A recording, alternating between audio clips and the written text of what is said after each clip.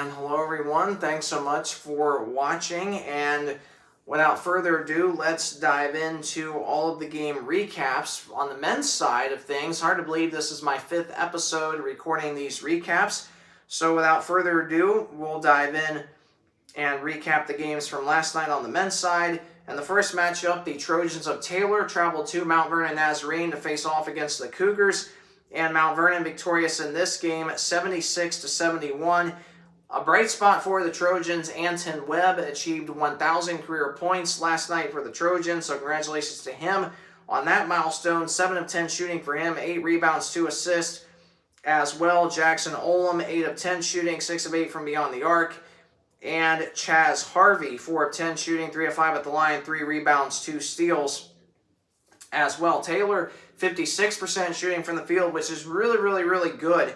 40% from 3 and just 60% at the line. Meanwhile, for Mount Vernon slightly worse, 50% shooting from the field, worse from 3 at just 33%, but way better at the free throw line at 83%. Led by a 21-point performance from Bailey Conrad, 8 of 13 shooting, 3 of 6 from beyond the arc, 4 rebounds, 3 assists. Trent Koning, 4 of 12 shooting, 2 of 7 from 3, 7 assists, 3 rebounds. Peyton Heiss, 4 of 8 shooting, 2 of 6 from beyond the arc, 5 rebounds, 2 assists. And Milton Gage, 3 of 7 shooting, 4 rebounds, 5 assists, 4 steals, and 1 block. So really good performance there from Milton Gage. And the next matchup, the Knights of Marion traveled to Michigan to take on the Cougars of Spring Arbor. Marion getting that big conference win there by a final score of 80-71. Aiden Franks had a really good game, 13 of 21 shooting, 3 of 4 from 3, 6 of 8 at the line. Noah Lovan, 8 of 10 at the free throw line, 5 assists, 3 steals, 4 rebounds. Dylan Moles, 6 of 10 shooting with 1 assist, 1 rebound. Gavin Foe did not score, but he did have 9 rebounds, 4 assists, so really good numbers there. And Josiah Gustin, 1 of 2 shooting, 2 of 2 from the free throw line, 5 rebounds, 1 assist, 1 steal, 2 blocks. Marion, 50% shooting from the field, 44 from 3, 84 at the line. Spring Arbor, 40% from the field, 29 from 3, and worse at the free throw line at just 72%. So that was the matchup there. Next matchup, the Maple Leafs of Goshen traveled to Fort Wayne to take on the Cougars of St. Francis. St. Francis victorious 84-67 in this game. And for the Maple Leafs, they shot 43% from the field, 23 from 3, 76 at the free throw line. The Maple Leafs are still trying to get their first conference win of the season. Meanwhile, for the Cougars of St. Francis shot 54% from the field, 42 from 3, and slightly worse at the free throw line at just 68%. And they had some really good shooting numbers from Luke Almodovar, 10 of 16 shooting, 4 of 6 at the free throw line, 4 rebounds, 4 assists. Isaiah Malone, 5 of 7 shooting, 4 of 4 at the line with 5 rebounds, 1 assist, 1 steal, 2 blocks. Robert Fry, the second, 3 of 6 shooting, 5 rebounds, 4 assists, 2 steals. And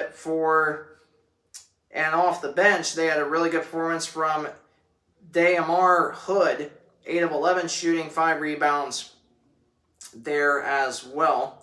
And the next matchup, Grace hosted the Wildcats of Indiana Wesleyan. Grace ranked number 12 in the latest ranked number 12 in the latest NAIA Top 25 poll. Bethel Pilots ranked number 7 now, and the Foresters of Huntington ranked number 19. And the 12th ranked Lancers, no surprise here. They are just so good at home, and they got the win 89-75 against the Wildcats of Indiana Wesleyan. Grace has won 6 straight games in the series against Indiana Wesleyan. And a bright spot for the Wildcats, Cademan Bontrager, 7 of 10 shooting, 3 of 4 at the line with 2 rebounds. Marcus Ankney, 3 of 5 shooting, 2 of 3 from beyond the arc, 4 assists, 2 rebounds. Luke Brown, 3 of 7 shooting from beyond the arc. Griffin Cleaworth, 6 of 10 shooting, 3 rebounds, 5 assists, 1 steal. And DJ Moore off the bench, 4 of 6 shooting, 2 of 3 from beyond the arc with 3 rebounds and 3 assists. Indiana Wesleyan, 52% from the field, 39 from 3, but just 57% at the free throw line. Meanwhile, for the Lancers, 63% from the field, 47 from 3, and just 50 at the line. So obviously the shooting numbers for the Lancers way better. And they had really good shooting from Ian Roush, 6 of 7 shooting. Bryson Graber, 6 of 11 shooting with 8 assists, 3 rebounds. Ian Scott, 9 of 10 shooting, 2 of 2 from beyond the arc with 7 rebounds, 6 assists, 2 steals. Brett Sikafus, 6 of 8 shooting, 3 of 5 from beyond the arc with 2 rebounds. And Gage Sefton, 3 of 6 shooting, 4 rebounds, 2 assists. Off the bench, Carter Stolfus, 3 of 5 shooting with 4 assists, 2 rebounds. Justin DeGraff, 3 rebounds with 1 assist, 1 block. And Hunter Walston, 2 of 3 shooting in just 10 minutes of action. So really good to see that with 2 rebounds. And the final matchup, this was a big one. The Foresters of Huntington traveled to Mishawaka to take on number 7 Bethel and number 19 Huntington with the upset win 92-82. These two teams split in the regular season, or split in the regular season. The Pilots, though, won the first meeting in Huntington. Huntington returning the favor in Mishawaka, this time to hand the Pilots their first home loss of the season and their first conference loss of the season. Huntington shot a blistering 60% from the field, 38 from 3, 65 at the line. Meanwhile, for the Pilots, 54% from the field, so not bad at all. 31% from 3 for the Pilots, so slightly down from the Foresters, 38%, and Bethel slightly better at the line, albeit by a very thin margin. 69% at the line for Bethel, 65 for the Foresters. And for Bethel, some bright spots in terms of shooting. Trent Edwards, 6 of 10 shooting with 4 assists. Preston Phillips, 6 of 8 shooting, 3 of 3 from beyond the arc, 4 assists, 7 rebounds. Luke McBride, 7 of 11 shooting, 2 of 6 from beyond the arc with 3 rebounds. And Jameer Jefferson, 5 rebounds, 3 assists, 1 steal. James Anderson, 2 rebounds.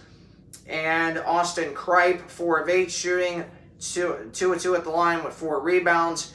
And Ike Ume, 3 of 4 shooting, 4 of 4 at the line in just 9 minutes of action. So really impressive to see that. And those are your recaps for the games last night. And looking at the upcoming schedule for Saturday, previewing those games, St. Francis will be at Huntington, Marion will be at Taylor, Mount Vernon will be at Goshen, Spring Arbor will be at Grace, and Bethel will be traveling to Marion, Indiana to take on the Wildcats. And looking at the updated standings, Bethel, the 1 seed at 10-1, Grace, the 2 seed at 9-2, St. Francis, the 3 seed at 8-3, Huntington at 6-5, being the 4 seed. Spring Arbor tied with Huntington for the 4th spot, also at 6-5. Huntington, though, does hold that head-to-head tiebreaker, so that's why the Foresters are ahead of the Cougars there. And then 6, 7, 8, and 9. Those 4 teams, Indiana Wesleyan, Mount Vernon Nazarene, Taylor, and Marion, all tied at 4 and 7 in conference. And then, of course, you have Goshen 0 and 11 in conference behind them. So what's crazy is you have 4 teams on the men's side that are only 2 games behind Spring Arbor and Huntington for the 4 and 5 spots, respectively. So it is super, super wide open. Anything can happen in the Crossroads League. And, of course, you know, there's 7 games left of the regular season. So I definitely plan on, since we're getting closer to the end of the regular season, I definitely plan on recording 2 separate videos. Now, obviously, the first thing that I'm going to try is I'm going to try my Spotify podcast site probably on Monday. And if that doesn't work out, then I'll solely go back to recording these videos here on YouTube, uploading them to my channel, so you are first in the know, so that you are in the know for what is going on in the Crossroads League.